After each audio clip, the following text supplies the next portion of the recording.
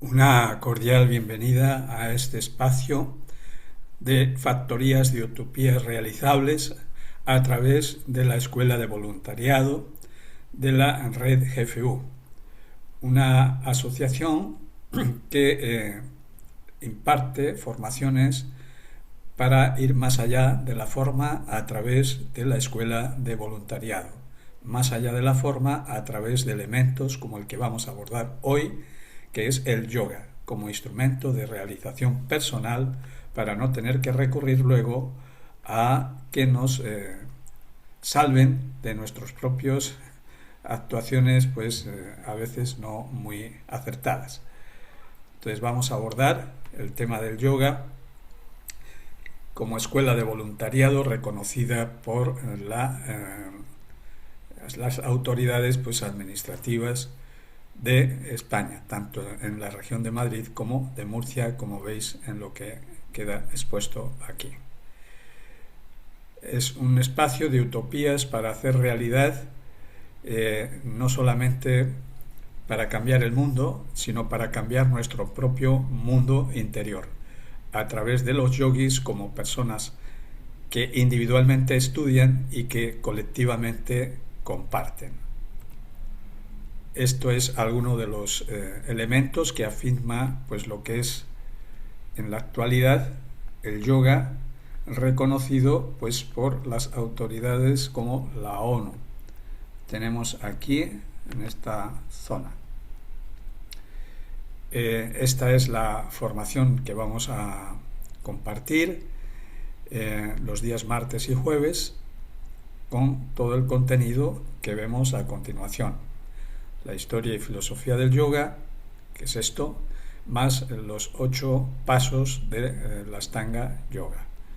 El origen del yoga es el primer paso que vamos a hacer, lo estamos sintetizando bastante y esto es lo que vamos a tratar el día de hoy. Nos saludamos con el saludo, con esta forma que es mudra, en el cual decimos Namaste. Garuda Mudra o el mudra del águila. Vamos a lo que es nuestro origen como especie, un origen que nos viene del mundo animal, somos animales racionales y tratamos de dar un pasito más en la evolución, no solamente quedarnos en el mundo instintivo del animal o en el mundo humano de la razón, de la conciencia individual, donde pienso, actúo y siento, sino también desarrollar una conciencia colectiva sin perder la individualidad a través de conseguir fraguar nuestro propio destino. Como vemos aquí, quitarnos lo que nos sobra y convertirnos en artífices o artistas que hacemos de nuestra propia vida una obra de arte y colaboramos con la creación. Ha habido varias formas de transmitir la tradición, unas formas escritas a través de alegorías, aforismos, cuentos, trovas, poesías, otras formas que han utilizado símbolos a través de los mandalas, los ritos, los mitos, otra forma que ha sido a través de la transmisión oral, maestros, discípulos, a través de paradigmas, paradojas, metáforas, koans, y una última que está dentro de nosotros mismos, que está implícita en nuestro ADN, nuestra herencia genética o nuestra herencia kármica, como decimos en el yoga, y que tiene que ver con la intuición o la capacidad de ir a tu interior, ir a tu interior.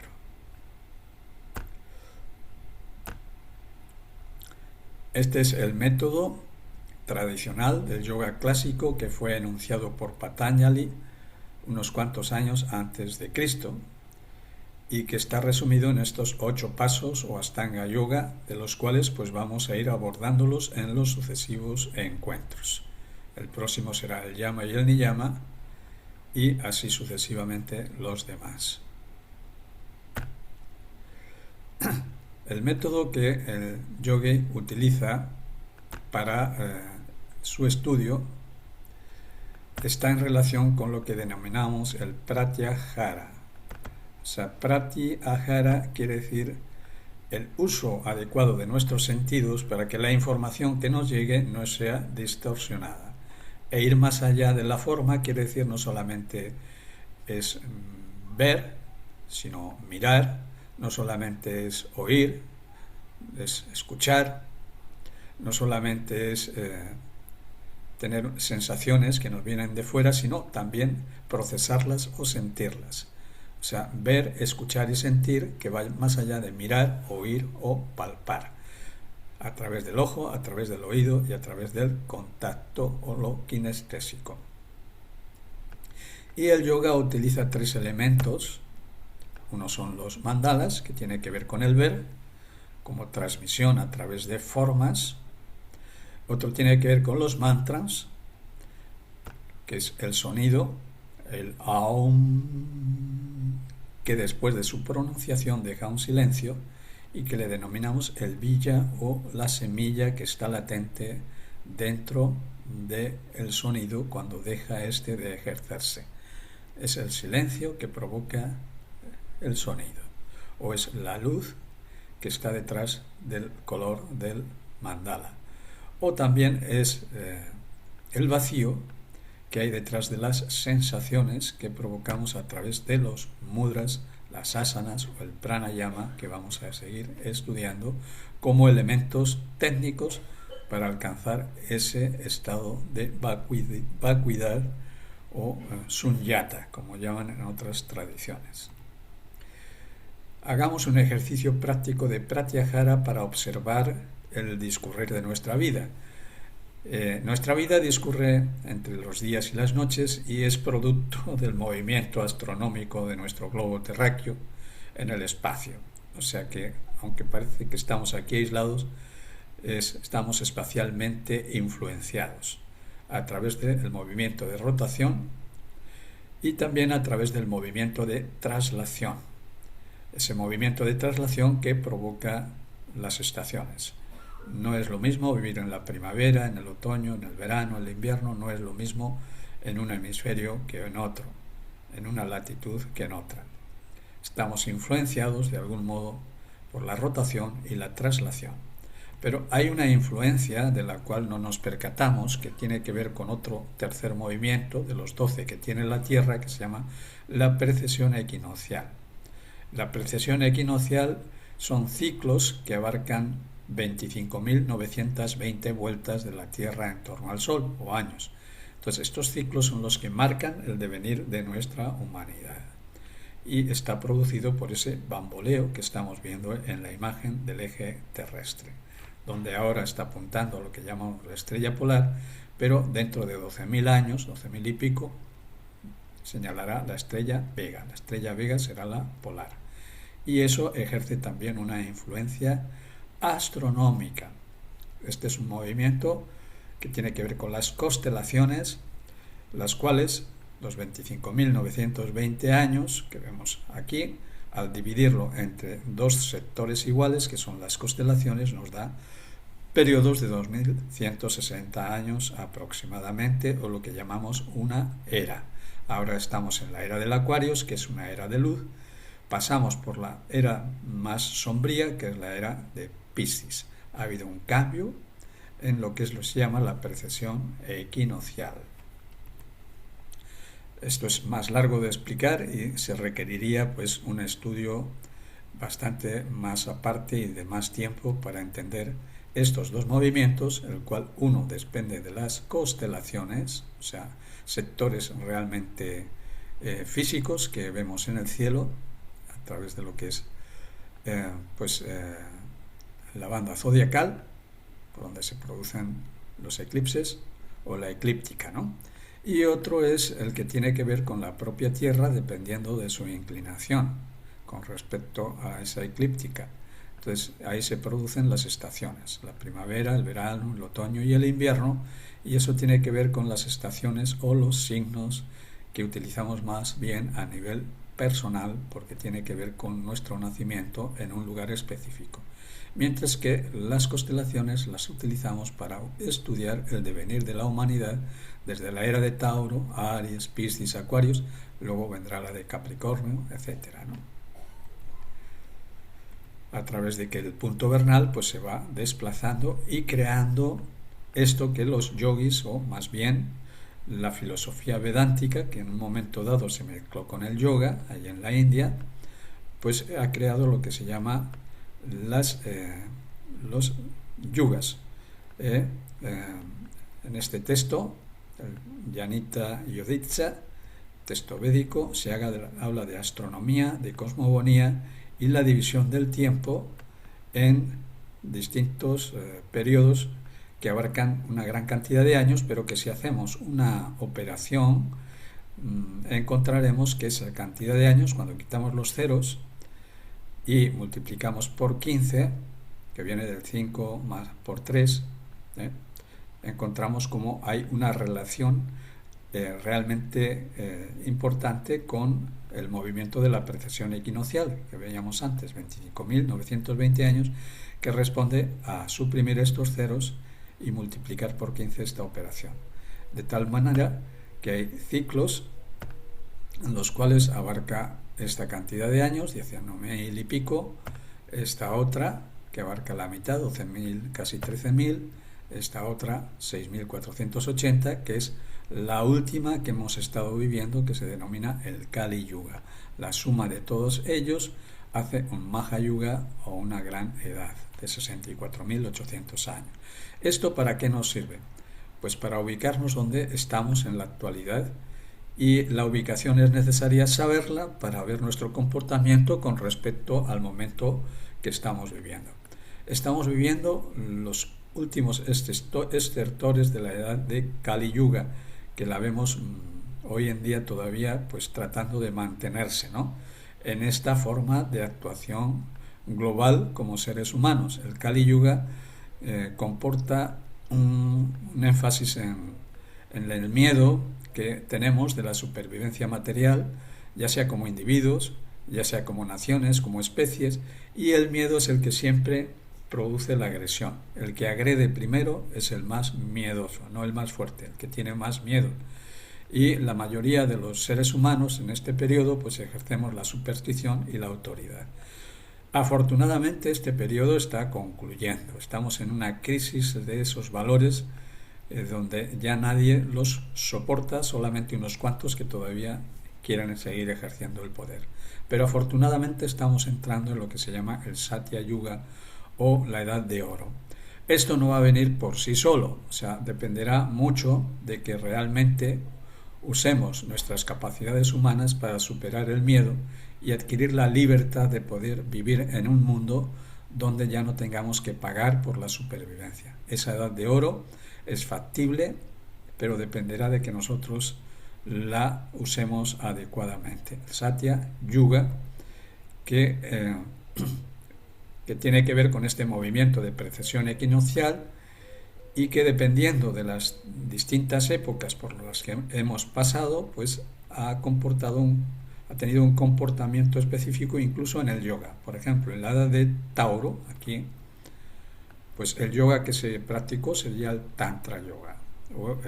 Tauro está regido por Venus, planeta del amor, entonces es una práctica que es relacionada principalmente con el matriarcado. Eso ocurrió hace unos 6.400 años, y la prevalencia del amor. Luego llega la edad de Aries, que es la edad está regida por Marte, la búsqueda del vellocino de oro, Aries, mientras que Tauro es la edad de Egipto, al principio de Egipto es la del toro, y en la edad de Aries pues el guerrero es el que principalmente los valores del guerrero, el valor y la lealtad, son los que prevalecen, ¿no? Entonces el tipo de yoga que se practica en aquella época es un yoga más de afirmación, del el yo soy, no tanto del amor, sino la afirmación a través de imponer la voluntad a otros principalmente por el más fuerte, ¿no? El militar, el guerrero.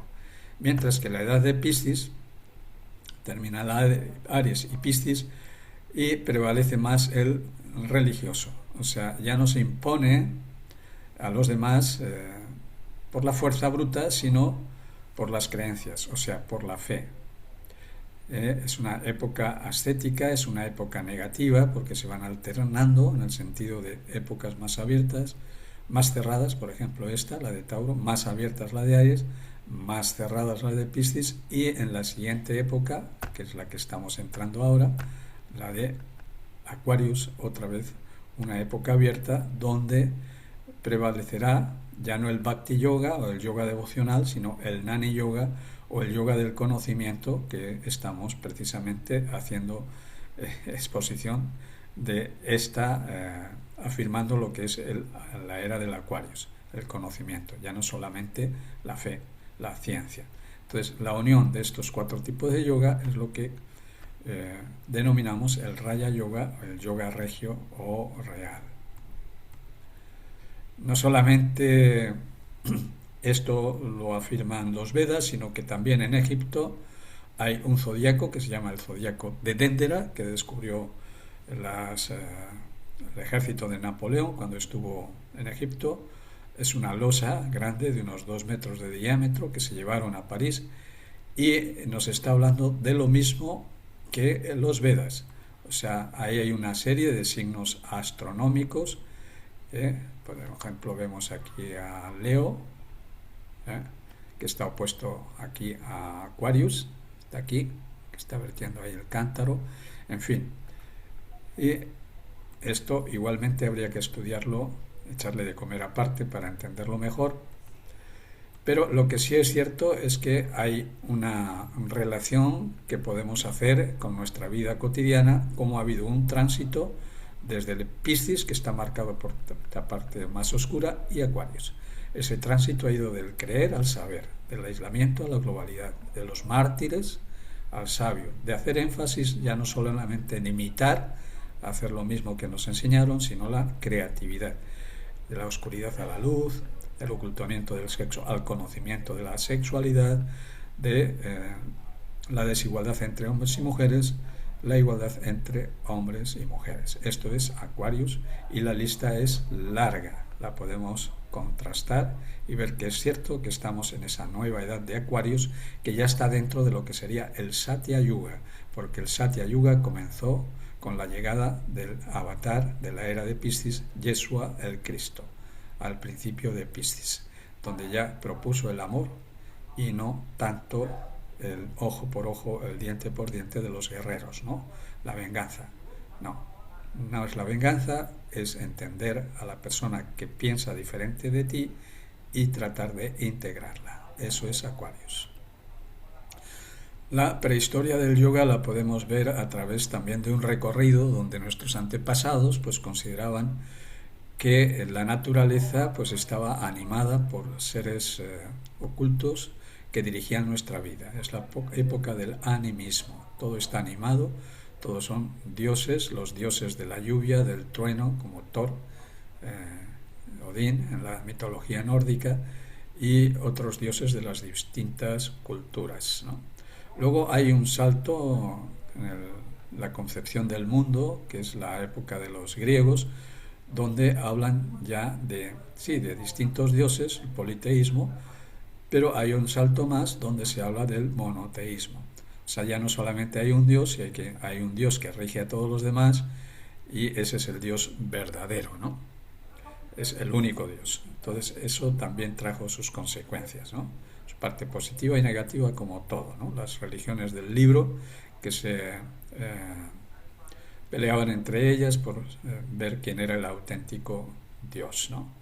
Hay un paso más, que es la etapa humanista, donde ya no tanto es los dioses nos dirigen, los dioses o Dios nos vigila, sino que recuperamos lo que es la dignidad humana. El ser humano es la medida de las cosas, y el ser humano es el que puede fraguar su propio destino y ya no estar a merced del destino, del designio de los dioses.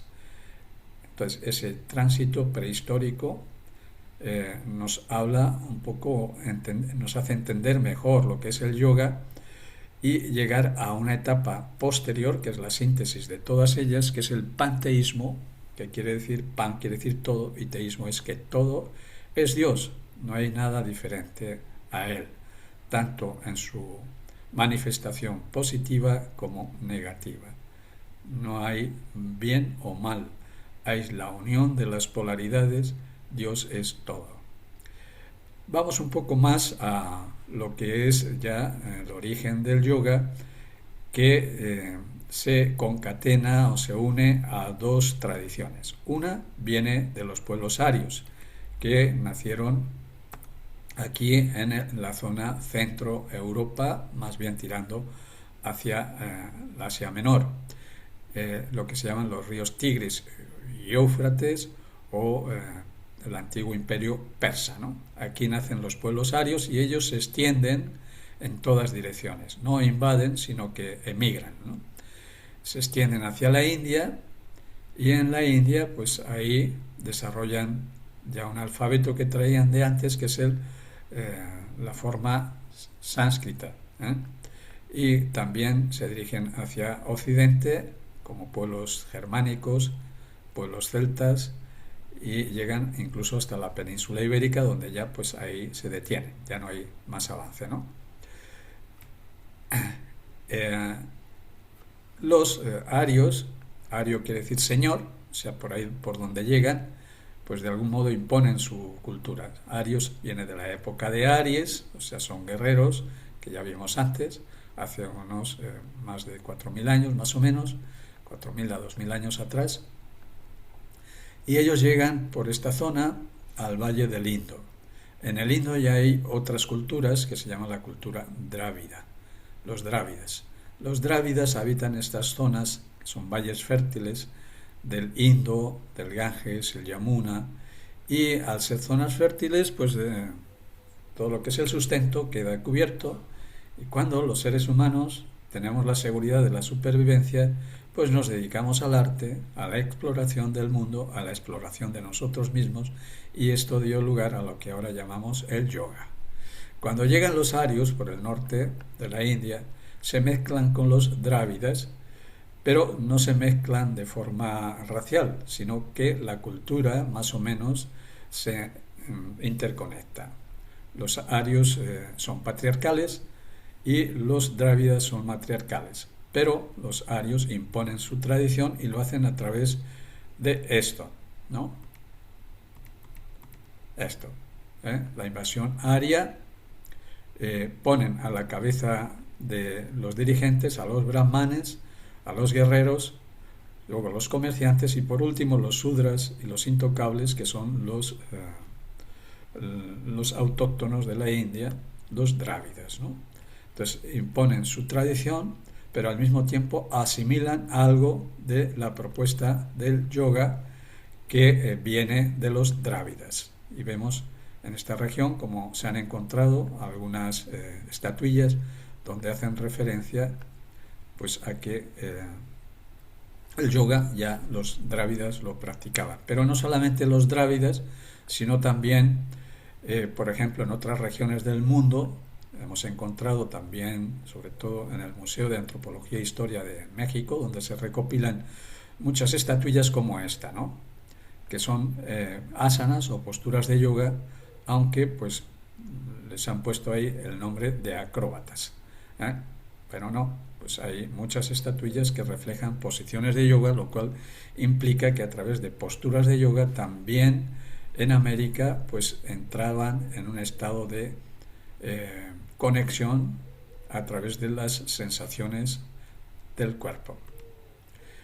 Bien, en la India hay dos corrientes, una que esta es la tántrica, esta de color rojo, donde es femenina, hace hincapié en el presente, la realización a través de la vida y cuyo referente es Shiva. Brahma, Vishnu, Shiva es el tercero de la Trinidad de la mitología hindú. Brahma el creador, Vishnu el sustentador y Shiva es el que destruye para reconstruir.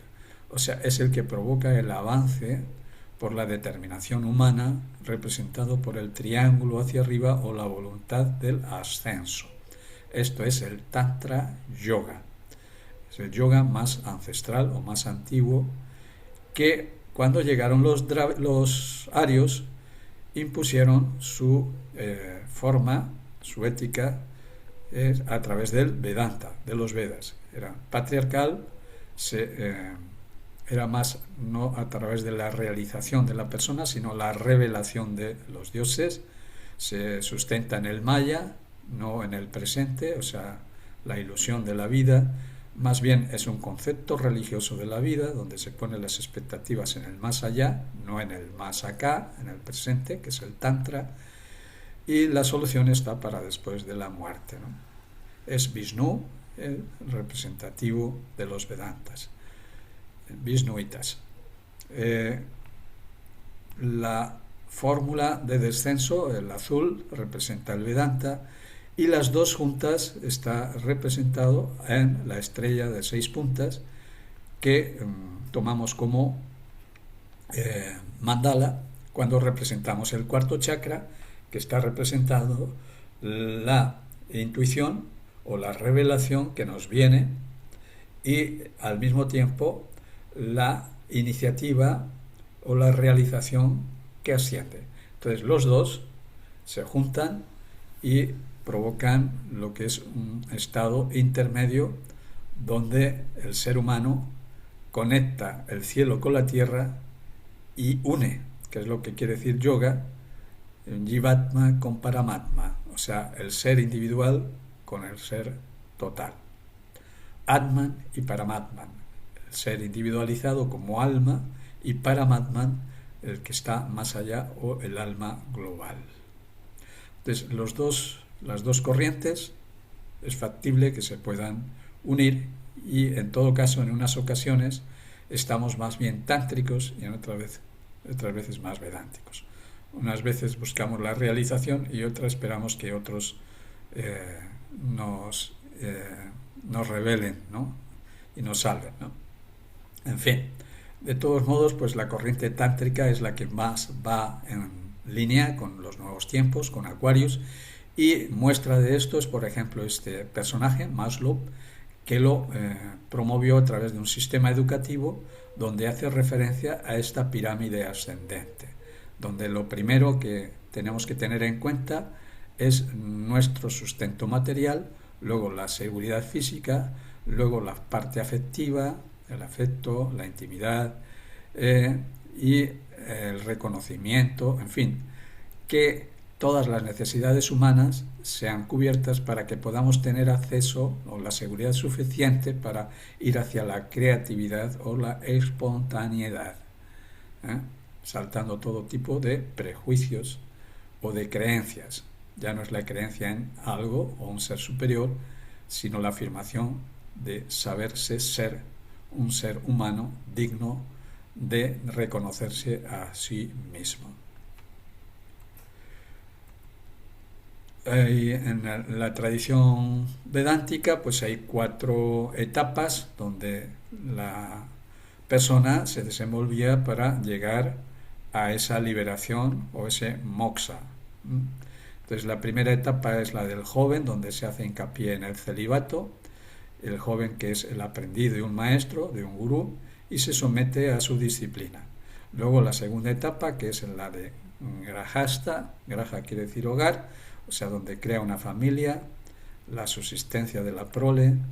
Luego, cuando ya hay un momento que la prole ya es independiente, pues abandona la familia, las obligaciones familiares, y por último, pues renuncia a todo y se va como asceta a los bosques para dar el salto definitivo y liberarse del samsara, o la rueda de reencarnaciones.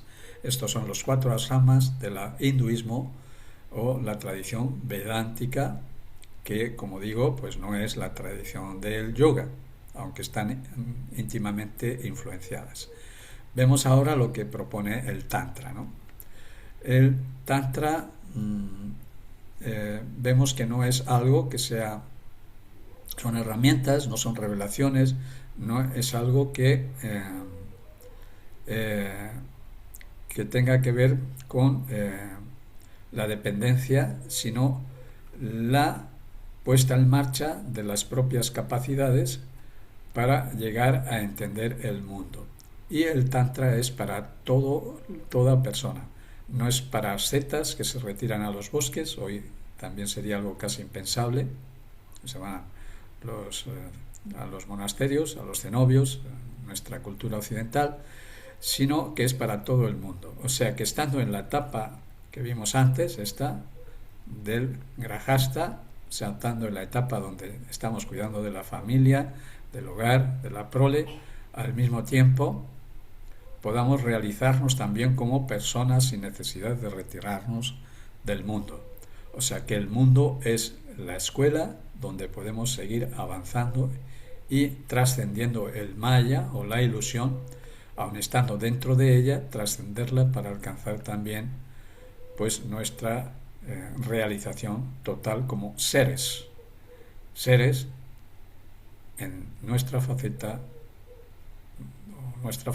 humana, recubiertos por nuestra humanidad, encontrar nuestro ser.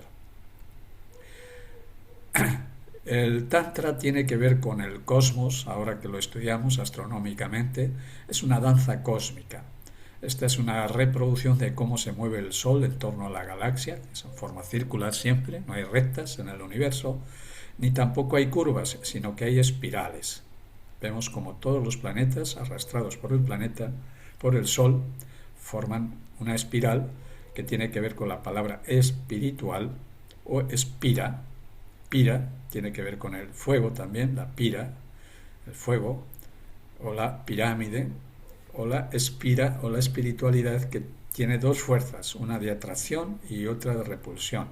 En el sentido astronómico es la fuerza de atracción y la de repulsión es en la que en el ser humano llamamos amor y libertad, la de atracción, y la de expulsión es la libertad, amor y libertad, la fuerza centrípeta hacia adentro y la fuerza centrífuga que libera. Y eso es lo que mantiene en orden todo el cosmos, que quiere decir orden, el cosmos. Entonces esa danza es lo que se le adjudica también al origen del yoga a través de Shiva Nataraj. Nata quiere decir danza y Raj quiere decir Raja, quiere decir el rey de la danza. Entonces Shiva Nataraj es el origen del yoga. Por ejemplo, aquí lo hemos representado como una estatuilla, pero está haciendo alusión de que es una danza. Entonces, cuando la danza se retiene, cuando el movimiento para, cuando el sonido, que está representado aquí por un tamborcito, se detiene, aparece el silencio. Cuando la luz, que está representada aquí por el fuego, vamos al origen de la luz, vemos que es lo blanco.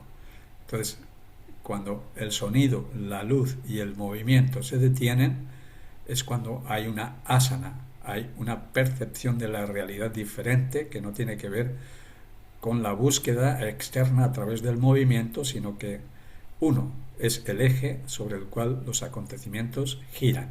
Y entonces sucede que este enano que está sobre el cual bailando Shiva representa el enano del olvido. Cuando recuperamos la conciencia de nuestro ser, vencemos al enano del olvido. Hemos olvidado que somos seres totales y recuperamos esa conciencia de ser total, pero sin perder nuestra individualidad, no volviendo al animal, o sea, a lo colectivo, perdiendo nuestra identidad, sino volviendo a sentirnos el universo. O sea, ser unos y al mismo tiempo vivir en la diversidad. Esto es Tantra Yoga. Aquí tenemos una explicación un poquito más amplia de lo que significa esta estatuilla, ¿no? El objetivo del yoga. ¿Cuál es el objetivo del yoga? Es escalar el monte Kailas. Es un símbolo que está representado por una de las montañas más elevadas del Tíbet, a la cual en una determinada época del año, vienen todos los hindúes, ya sean como practicantes del hinduismo o del Vedanta, como también llegan budistas, llegan monjes Bon, y cuando llegan, después de una larga peregrinación, llegan al Kailas, lo rodean. En 52 días más o menos le dan la vuelta, ¿no? Y con ello quedan contentos de que han hecho pues su obligada peregrinación al Kailas, lo cual les reporta un estado de cierta trascendencia. Pero el yogi, que es un irreverente, el yogi no rodea el Kailas, el yogi escala el monte Kailas. Y cuando escala el monte Kailas, lo ha hecho porque se ha preparado tanto física, anímicamente, a través del yoga, para superar la altitud, porque es elevado, pero no solamente superar la altitud física, o sea, porque esta escalada al Kailas representa la escalada que hace a su propia cima, o sea, es una representación exterior que reporta la experiencia al yogi de haber superado sus propias limitaciones y entrar en contacto con su esencia, o sea, ir a la cima del Kailas, donde es irreverente porque según la tradición está prohibido escalarlo porque ahí radica Shiva, radican los dioses, y no contaminarlo con las carencias humanas, por eso está prohibido. Pero el yogi se prepara para que cuando asciende al Kailas sea su morada, o sea, esté totalmente limpio del miedo, de las limitaciones humanas, y sea admitido en la morada de los dioses o de los inmortales, porque él se ha convertido en un inmortal y adquiere el rango de Paramahamsa, o para, que quiere decir más allá, Maha, alma, Hamsa, cisne. El cisne que fue que amplió su alma, que hizo crecer su alma y fue más allá. O sea, adquirió la conciencia de la inmortalidad.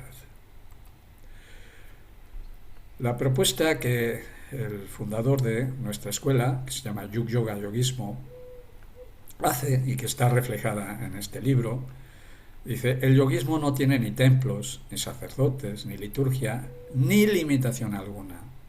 En el momento que hay una limitación, la exploración también está limitada.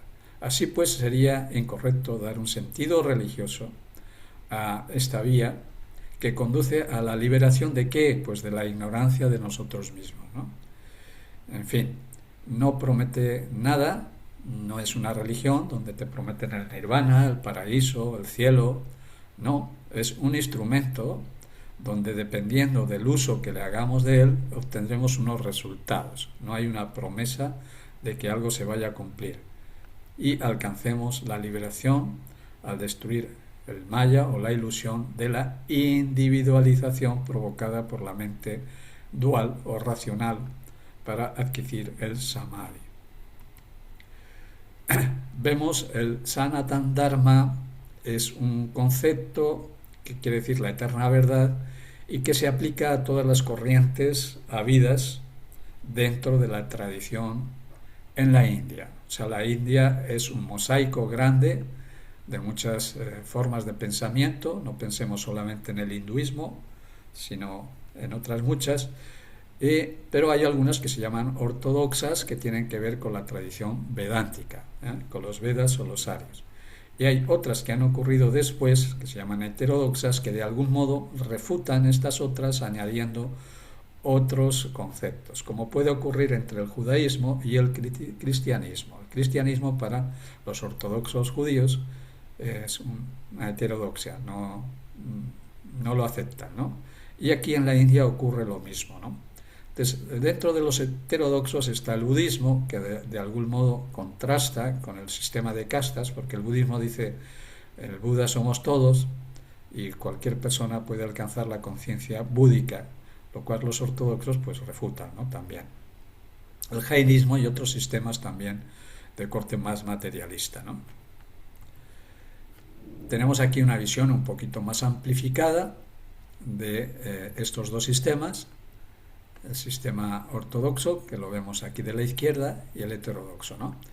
Y donde se encuentra el yoga dentro de estos 6 darsanas, que los tenemos aquí dibujados en la parte izquierda y en la parte derecha. Entonces hay corrientes místicas, corrientes racionalistas y prácticas. Entonces dentro de la corriente práctica está, como ortodoxo, el yoga. Pero el yoga es más bien una praxis, no tiene una filosofía de fondo, no tiene un contenido filosófico. Entonces el contenido filosófico, el yoga, lo aplica a través de una corriente también práctica, se llama Sankhya. Entonces el Sankhya es una propuesta, Sankhya, lo tenemos aquí ya, es una propuesta racional, concreta, de lo que el yogi intenta implementar dentro de sus prácticas. Entonces el Sankhya hace una división, pero que no es tal, porque es una unidad al mismo tiempo, es Purusa y Prakriti, o sea, el ser o el testigo silencioso, y Prakriti, que es la materia, que es una y cambiante. Pero el ser está dentro de la materia, no está indiferente, es uno con la materia. Entonces, pero hace esta división porque nuestros cuerpos, que los tenemos ya aquí, nuestras envolturas o cosas, son como capas de cebolla que nos impiden conectar con ese testigo que está en el silencio y que llamamos el ser. Entonces, la materia que recubre nuestro ser se llama Anamaya Kosa, la energía que mueve la materia, Pranamaya Kosa, la mente dual, Manomaya Kosa, y la conciencia así como está escrita, que quiere decir la capacidad de darnos cuenta de lo bueno y de lo malo, y que es el nana o el vignana maya kosa, o sea, tiene que ver con el conocimiento, ¿no? Materia, energía, mente y la conciencia de lo espiritual, que nos define qué es lo bueno y qué no es lo óptimo, ¿no? Entonces el yogi, a través de sus prácticas, trata de trascender o utilizar más que trascender, utilizar la materia, la energía, la materia a través de sus posturas de yoga, ejercicios respiratorios, a través del prana maya, sus meditaciones, dharana, dhyana, y la conciencia de la dualidad, buscando la unidad, que se denomina así, Ananda Maya Kosa, que quiere decir felicidad suprema. O sea, cuando el yogi alcanza esa conciencia unitaria, alcanza lo que se llama el santocha, o el contentamiento interior, que no depende de las influencias que nos vengan del exterior, de las influencias materiales, energéticas, mentales, etcétera, sino que es algo que por su propio impulso consigue internamente, o sea, lo que se llama el éntasis, o un estado interior de satisfacción. Ahora, para llegar a Anandamaya Kosa, o esa felicidad o santocha, en el Sankhya se definen que hay 3 escalones, en los cuales uno tiene que intentar avanzar sobre ellos. O sea, si estamos en la parte, son estos 3, ¿no? El tamas, rajas y sattvas. Si nos estamos involucrados demasiado en la parte tamásica, de ahí viene el griego tamas, tanatorio, trauma también podría ser. O sea, si nos involucramos demasiado en lo más bajo, que es nuestros instintos animales, y alimentamos nuestro propio animal con más animal, o sea, con la muerte de otro ser vivo, con otro animal, estamos alimentando esa parte instintiva, y eso nos jala hacia abajo y de algún modo no facilita el ascenso a la segunda parte, que es el rajas, o la energía o la pasión suficiente para alcanzar la sabiduría, ¿no? La entrega que necesitamos para evolucionar hacia lo sátvico, hacia la luz. Entonces, esto tiene que ver con la alimentación, no solamente en lo físico, Por ejemplo, alimentarse de la luz es alimentarse de lo que producen las plantas, la fotosíntesis, o sea, lo más cercano a la energía solar. Alimentarse de los granos, los vegetales, las hortalizas y no de la muerte de otro animal. Aquí es donde se sustenta el porqué de la alimentación vegetariana, ¿no? No solamente es la alimentación física, decía, sino también la alimentación del alma. Si nos alimentamos de lo tamásico en el alma, quiere decir que nos estamos alimentando de cadáveres del pasado. O sea, acontecimientos que sucedieron, no hemos sido capaces de trascender y seguimos alimentándolos, ¿no? El odio hacia alguien, una pasión desmedida hacia algo o una dependencia de alguna acción pues viciosa, ¿no? El tabaco, el alcohol, las drogas, todo eso pues alimenta nuestros instintos y nuestras dependencias, ¿no? Entonces, no alimentarnos de pasiones vanas en esta parte de aquí, en la parte energética, y hacer énfasis en la sabiduría en el sentido de alimentarnos del amor, o sea, el amor que nos da la sabiduría para alcanzar la libertad. Entonces, la alimentación en esas dos facetas, la material y también del alma. La influencia védica sobre el yoga pues es estudiable a través de esto que llamamos los Vedas, que son los 4 principales textos de la tradición hindú, que luego se dividen en Vedangas y Upavedas, lo cual pues requiere también un estudio aparte, si queremos profundizar más. Pero bueno, hago hincapié aquí en este Yanita Yodhitsa que vi al principio para cuando quise explicar lo que son las eras astronómicas o los manvantaras o los yugas, Kali Yuga, Satya Yuga, etc., ¿no? Entonces, son propuestas que en los Vedas aparecen como la astronomía o la astrología matemática, ¿no? Entonces, aquí encontramos esa explicación en los Vedangas. La historia escrita, pues ya la tenemos aquí, que lo vi antes, los Vedas, los Puranas, que tiene que ver con la cosmología. Aquí se habla de los avatares, no solamente ha habido uno, Krishna o Cristo, sino que ha habido distintos avatares, ¿no?, a lo largo de la historia. Aquí es donde se narra esa historia de los avatares en los Vedas, ¿no? Por eso digo que los Vedas nos dan información también para los yogis. Y hay un texto que se llama el Ramayana, donde aparece el Mahabharata. Maha quiere decir grande y Bharata quiere decir la gran India, ¿no?, cuyo exponente más conocido en Occidente es el Bhagavad Gita, que es el diálogo entre Krishna y Arjuna. Esto que vemos aquí tiene que ver con el Bhakti Yoga, yoga devocional, tiene que ver con rituales, con adoraciones a los dioses, etcétera, contenidos rituales.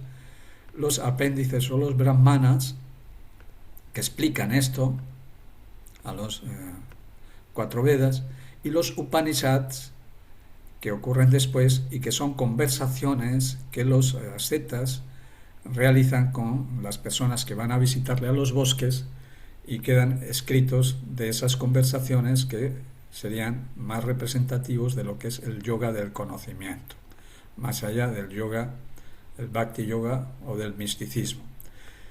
Y Arjuna y Krishna en sus diálogos lo que exponen es el Karma Yoga, la ley de acción y reacción, como los actos reportan reacciones que luego tenemos que asumir porque hemos sido artífices de esos mismos actos, ¿no? Y pongamos atención sobre nuestros actos y sus repercusiones.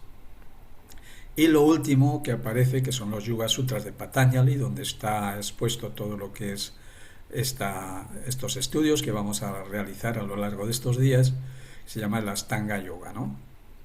Esto es los Yoga Sutras de Patanjali, siglo III, IV, por ahí antes de Cristo, los Yoga Sutras. Aparecen luego textos que tienen que ver con el Hatha Yoga, que los vamos a ver a continuación aquí.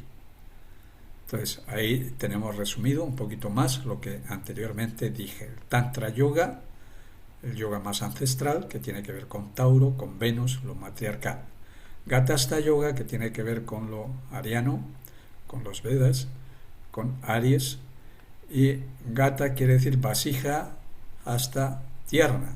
O sea, quiere decir que el yogi se fragua, se endurece, esa vasija que representa el cuerpo se flexibiliza, no solamente endurece, sino que flexibiliza su cuerpo a través de una ascesis, de una práctica contundente que le permite pues tener un sustento material, corpóreo, para avanzar en su realización más profunda. O sea, aquello de que el cuerpo es el templo del espíritu y ese templo hay que mantenerlo ágil, flexible y limpio, ¿no?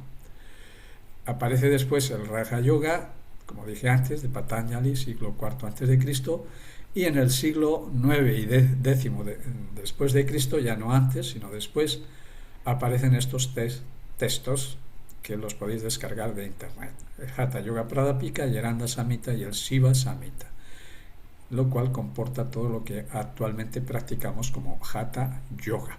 O sea, Patanjali no describe apenas lo que enuncia, porque es telegráfico. Por ejemplo, cuando habla de las asanas, pues dice Sdhira Sukham. ¿Y qué quiere decir con esto? Estira dulcemente. O sea, para practicar una asana, estira, Sukham, y no fuerces, ¿no? Azúcar, dulcemente, ¿no? Entonces, no explica cómo hacer una asana, pero en los textos que vienen más tardíos ya dicen cómo hacer las distintas asanas que hay y cómo practicarlas, ¿no? Cómo realizarlas, así como el pranayama y otros ejercicios más prácticos, ¿no? Dentro de este contexto, que es más bien antiguo, tenemos en la actualidad el yoga que propone el maestro de la Ferrier, que es un yoga de síntesis para una era que es la era del Aquarius, donde hay dos ondas paralelas, ya no hay oposición, sino hay complementación. Y él lo enuncia como yug, yoga, yoguismo. Yoguismo como la exploración holística de todos los contenidos de la tradición más lo que va apareciendo. O sea, no hay exclusión en el yoguismo, hay inclusión. Aparece, por ejemplo, pues un ejemplo muy contrastante que sería pues prácticas acrobáticas del yoga o yogas más físicos o yogas más pues también incluso de competición, ¿no? Pues el yoga no excluye nada, o sea, no dice eso está pervirtiendo la tradición, no, es una fase de la persona donde necesita pues explorarse físicamente y respeta que cada quien tenga sus propios procesos. Eso se llama yoguismo, el respeto por la diversidad humana y la forma en que cada quien accede al yoga, o sea, a su vía personal. Porque primero hay una exploración y luego hay la posibilidad de encontrar esa vía personal que le llamamos yoga, donde cada quien va encontrando su propio método disciplinario o autodisciplinario, para que al final pues encontremos el significado de la unión, que es el yug. Aquí tenemos los textos con sus capítulos, los Yoga Sutras de Patanjali, los últimos, aquí los tenemos, y haciendo énfasis en nuestros estudios sucesivos, donde los próximos serán, el próximo será sobre el Yama y el Niyama, luego las asanas, así sucesivamente, ¿no? Los Yoga Sutras de Patanjali, donde vamos a basar sobre todo esta formación que estamos haciendo y haciendo énfasis en este puente, Pratyahara, que une lo que se llama Bajira Anga con el Antara Anga, o sea, las sensaciones que nos llegan a través de las prácticas más externas con los estados que vamos consiguiendo a través de prácticas más internas, el estado de concentración, meditación y el estado final de serena felicidad, el cual se denomina Sanyama. Entonces el Pratyahara es ese puente, ¿no?, que une los dos, ¿no? En la tradición aquí más occidental sería el dios Jano, que es el dios de las puertas, o sea, que une el mundo de los dioses con el mundo humano, ¿no? Estudiar a Jano también es interesante. El primer aforismo de Patanjali nos define cuál es el propósito del yoga. Es yoga, shita, vritti, nirodha. Shita quiere decir mente, Vritti quiere decir vórtice, y la explicación final es que el yoga es la supresión o encontrar cómo las modificaciones, los vrittis de la mente, pues podamos llegar a dirigirlos y que la mente no sea la rectora de nuestros actos, sino que la usemos como instrumento para alcanzar el samadhi o el éxtasis, no el éxtasis, sino el éntasis, ¿no? Ese estado interior que no viene de fluctuaciones que nos vengan del exterior. Ese es el riesgo que podemos correr dentro del yoga, que entremos estados alterados de la conciencia por elementos externos que nos influyen en nuestro sistema nervioso, ¿no? Ya sea a través de alucinógenos como la ayahuasca, el peyote, las drogas, etcétera, que pueden ser un elemento que nos hace ver que hay otra realidad, pero al mismo tiempo no es los estados lúcidos de la mente, sino estados alucinados o alterados de la conciencia. Nuestro linaje parte de un maestro que le llamamos el tibetano, Sun Wukong Kun, que a su vez pues encontró a su discípulo, el maestro de la Ferrière, en Francia. Uno vino del Tíbet, otro estuvo en París, en Francia, y este último se encontró con otro discípulo en América que se llama José Manuel Estrada, ¿no? Y todos ellos definen un linaje o una línea iniciática en la cual no nos definimos como yogis, ni ocultistas, ni astrólogos, ni vegetarianos, artistas marciales o todas esas cosas que a veces nos pueden adjudicar, pero que son herramientas que utilizamos. O sea, nosotros no somos yogis, utilizamos el yoga. No somos astrólogos, utilizamos la astrología, ¿no? O sea que somos seres humanos en un proceso de iniciación y utilizamos todo lo que está a disposición del conocimiento del ser humano para alcanzar el objetivo, que es la liberación o la trascendencia. Estas son algunas de las frases del maestro Sun Wukong Kun, que pues algunas son un poco chocantes para la época que él estuvo en Europa, porque fue la época de la posguerra, de la Segunda Guerra Mundial, y es un maestro errante. Por ejemplo, aquí tenemos una cosa contrastante, dice: el camino más corto que conduce a sí mismo es la vuelta al mundo. O sea, ser un errante, no un vagabundo que es por necesidad o porque ha sido expulsado o no se adapta a la sociedad. Es otro tipo de persona errante, donde para él su escuela es el mundo, ¿no? Y el mundo es la escuela que le permite seguir avanzando en su proceso evolutivo. Aun siendo un gran maestro, nunca estará concluido, es un iniciado, no un terminado.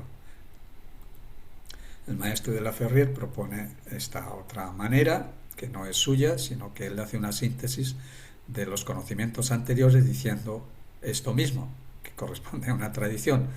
Primero abordar una tesis. Yo, por ejemplo, estoy haciendo ahora un planteamiento, una tesis, para que la contrastes con tus propias ideas, una antitesis, y de las dos saques tus propias conclusiones, que es una síntesis. Siempre lo más cómodo es creerse lo que yo te estoy diciendo ahora o rechazarlo completamente. Pero lo más incómodo, que requiere cierta voluntad, es analizar, no rechazar ni aceptar, analizar con tus propios conocimientos para llegar a una síntesis y hacer crecer lo tuyo con lo de otros, siempre que lo de otros coincida con tu propia experiencia y no aceptarlo porque es una autoridad, ¿no? Y esto, si solamente se queda en síntesis, pues no tiene mayor trascendencia. Entonces aplica la matesis, o sea, la materialización de la síntesis. Y para aplicar la materialización de la síntesis hace un planteamiento que es el yoga. Es una forma de acción que tiene que ver con las 4 palabras claves que están relacionadas con los 4 signos fijos del zodiaco. O sea, el osar, que tiene que ver con el hatha yoga, con la decisión, con la determinación, el querer, con mantener en el tiempo esa determinación, el saber que reporta el Jnana Yoga a través de la determinación y la persistencia te otorga un conocimiento, te otorga una experiencia.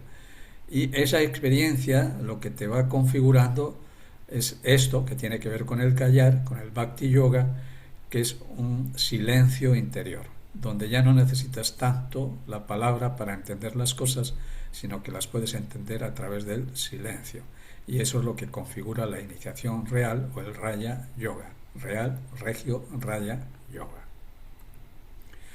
Hay otras tradiciones que el maestro de la Ferrier también estudió a fondo, como esta, por ejemplo, en París, pues la Orden del Temple, los templarios. Temple nos quiere hablar también de yoga, o sea, yug, unión, temple, o sea, una persona que tiene temple es que no se va de un extremo ni en otro y encuentra el justo medio. La Orden del Temple, los templarios. El maestro Estrada propuso algo muy sencillo, es no pierdas ni un solo detalle.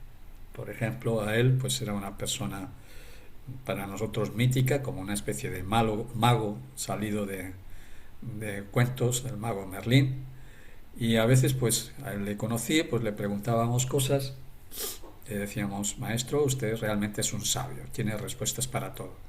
Y él, que era de origen venezolano, pues y muy pues de andar por calle, una persona que se formó a sí misma, pues decía chascarrillos o decía anécdotas o frases así muy de pueblo, ¿no? Decía, no, mi hijo, yo no lo sé todo. La sabiduría no es algo que uno traiga cargado en el bolsillo. La sabiduría está en todas partes. Lo único que hay que hacer es no perderse ni un detalle, porque la vida te está revelando lo que tú necesitas saber para ese momento, ¿no? Entonces, a veces puedes acertar en tus acciones y otras veces no. Pero no pasa nada porque todo forma parte del acervo de la experiencia que se va acumulando en tu alma. Por lo tanto, no pasa nada cuando aciertas o cuando te equivocas y sigue adelante con los faroles. No pasa nada, adelante con los faroles, decía él. Su discípulo, que fue mi maestro, el maestro José Marcellinoli, pues también agrega cosas, sintetiza a los dos otros maestros, al maestro de la Ferrier y al maestro Estrada, y dice que los discípulos tienen de algún modo que superar a sus maestros, porque si no, pues iríamos en recesión, la evolución no existiría, lo cual pues da una gran responsabilidad. Pues ¿cómo voy a superar yo a mi maestro, no? Bueno, pues él decía que así es como tiene que ser, y un maestro auténtico es, en este caso, porque consigue que sus discípulos vayan un poco más lejos de lo que llegó él, como ocurre con un padre y sus hijos. Un buen padre consigue que sus hijos otorga las bases necesarias para que sus hijos den un paso más y la evolución continúe. El método del hay 4 métodos dentro de yoga, ya hemos hablado un poquito de ellos. El Hatha Yoga, que hace alusión al ejercicio, la alimentación y la higiene. El Karma Yoga, que es el servicio desinteresado. El Jnana Yoga, el yoga del estudio, la observación, la meditación. Y el Bhakti Yoga, que hace hincapié en el amor, para encontrar el punto de fusión de las 4 corrientes. Estas 4 corrientes tienen que ver con 4 aspectos de nuestra naturaleza humana: tierra o cuerpo, agua o emociones, aire o mente y fuego o espíritu. Entonces, dependiendo de nuestras inclinaciones, es tratar de balancearnos para encontrar ese punto central de equilibrio o de unión que llama Raja Yoga. Por ejemplo, si somos más proclives a todo lo que tiene que ver con las sensaciones corporales, entonces somos un poco vastos o brutos, pues entonces nos vamos más bien a este otro apartado donde hacemos hincapié en el arte, en cultivo de las emociones o el servicio para balancear esta posición. Ahora, si somos demasiado emocionales, pues hay que hacer más ejercicio físico, más trabajo manual, para que no nos desborden tanto las emociones y tengamos que ir luego a un psicólogo, ¿no? Evitamos el psicólogo cuando hacemos énfasis en el servicio a otros, ¿no? Así se nutren nuestras emociones con el afecto, el cariño de los demás o la admiración, que son las proteínas o minerales que alimentan nuestras emociones.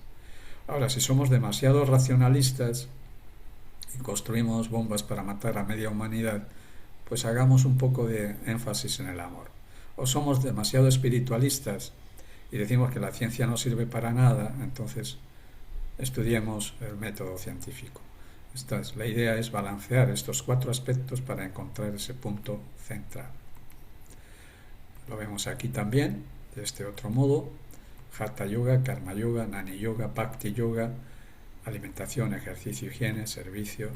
Aquí es otra forma que tenemos de hacer énfasis en lo mismo: iniciaciones ascéticas, simbólicas, gnósticas, místicas. Y esto es lo que llamamos la iniciación real, que tiene su punto álgido para el yogui en estos sitios donde nos reunimos para seguir avanzando en lo que llamamos colegios iniciáticos, donde se encuentran en varios lugares. Por ejemplo, aquí en el centro de la península ibérica, en el ashram de San Martín de Valdeiglesias, tenemos este ashram o centro de iniciación. También hay centros o ashram iniciáticos en muchos lugares de la República Mexicana, a lo largo de la cordillera de los Andes, también pues en Europa, en las Islas Canarias, en Alhama, en Murcia, y también en Italia, ¿no? Tarso. Bueno, esto es un cuadro sinóptico de la evolución del yoga, que lo podréis ver pues con mayor detenimiento cuando veáis esta grabación, y este es un cuadro también, una línea del tiempo en relación con lo que está ocurriendo en todo el mundo al tiempo que el yoga también está sucediendo, junto con la cultura griega, etcétera, y cómo ha llegado hasta nuestros días a través de los maestros más contemporáneos, como tenemos aquí, Krishnamurti, Aurobindo y otros maestros, ¿no? La Asamblea de las Naciones Unidas, que ha dado como resultado el reconocimiento del yoga como un bien para la salud y el bienestar de la humanidad. Esto es un avance más. Para algunos es un avance, para otros es un retroceso. Para nosotros cualquier avance o retroceso forma parte de lo mismo. Entonces es una fórmula en la cual el gobierno de España pues ha incluido el yoga dentro del sistema educativo. Qué bien que los jóvenes puedan acceder a esta formación, aunque algunos digan que es una deformación de la tradición, ¿no? Porque lo han incluido dentro de lo que son actividades físicas y deportivas, pero bueno, no había más remedio, que hay familias donde se tiene que incluir estas formaciones, pero esto no implica que el yoga pierda su esencia, porque depende de quién lo practica, no de que si esté en un sistema educativo o no. Y este sistema está muy bien elaborado porque tiene las mismas fases que estamos abordando aquí, el yama, el niyama, etcétera, ¿no? Para cuando alguien quiera acceder a esta certificación de profesionalidad, por ahí hay una serie de requisitos que están aquí y que luego pues se otorgan en forma de un certificado de profesionalidad, lo cual te protege de algún modo ante aquellos fanáticos que dicen que el yoga es una secta, es algo herético, que todavía hay gente que lo pueda visualizar así, y eso es precisamente poder contrarrestar pues mostrando esto, ¿no? Está asimilado por nuestra cultura occidental, no es sectario, ¿no?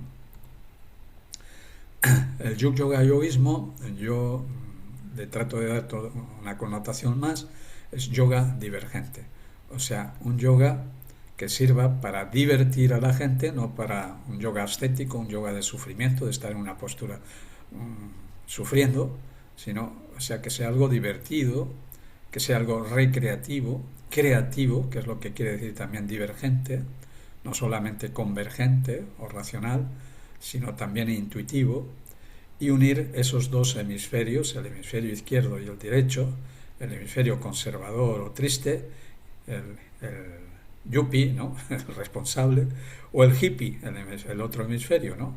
El que dice, bueno, la vida hay que gozarla, ¿no? Entonces encontrar un punto medio donde realizarnos como individuos. Yoga divergente. El mundo está en constante cambio y el yoga ante esto siempre tiene una propuesta, porque el que no se adapta a los cambios pues queda rezagado, ¿no? Así evolucionaron las especies. Para que el cambio no nos resulte fastidioso, pues hay que hacer énfasis en lo que en el yoga le llamamos aparigraha, o que quiere decir desapego. O sea, esto que decimos aquí, el mundo está en constante cambio. Si sigamos jugando con las mismas reglas, perderemos nuevas batallas, ¿no? Nuevas oportunidades. Entonces, no es mala la tecnología, de hecho aquí la estamos viendo. Es el uso de la tecnología. No es malo pues que hayamos descubierto la radioactividad, es el uso de la radioactividad, ¿no? Entonces ahí está donde la humanidad, viviendo en el futuro, viviendo en el continuo cambio, que cada vez lo estamos viendo más, o sea, las cosas cambian rápidamente, tanto las cosas que facilitan como las que dificultan. El cambio es pues muy rápido. Entonces la persona que no sea capaz de adaptarse a los cambios, pues lo va a pasar mal. Entonces el yoga nos propone eso, que estemos en un espacio divergente para encender el sentido creativo de la vida y no perder nuestro niño, porque el adulto que ha conseguido mantener su niño es una persona altamente creativa, o sea, encendiendo el fuego del dragón, el dragón que representa esa serpiente emplumada, representa algo que es rastrero, que es bajo, pero que le salen alas, ¿no? Encender ese fuego que está representado en la mitología, en muchas facetas, como el mensajero de los dioses, o sea, mantener abierta nuestra intuición para recibir los mensajes que vienen de ese contenido general donde todo ya es, ese arcano, esa sabiduría que está presente, que está ahí latente, pero que no está revelada, que no está presente. Ser intermediarios, como el dios Mercurio, entre los dioses y los hombres, o robarle, si es necesario, robarle el fuego a los dioses, como hizo Prometeo. El fuego representa el espíritu. Y danzar con la danza de Shiva, que está rodeado de un círculo de fuego, para ascender la energía Kundalini, que está representada en el primer chakra, hacia el Sahasrara Padma, el loto de los 1000 pétalos. Ascender el fuego serpentino que nos permita desarrollar las capacidades receptoras para ponernos en contacto con nuestra parte inmortal. Esto es todo, y agradecido pues por estar presentes en esta presentación, y de aquí pues vamos a concluir.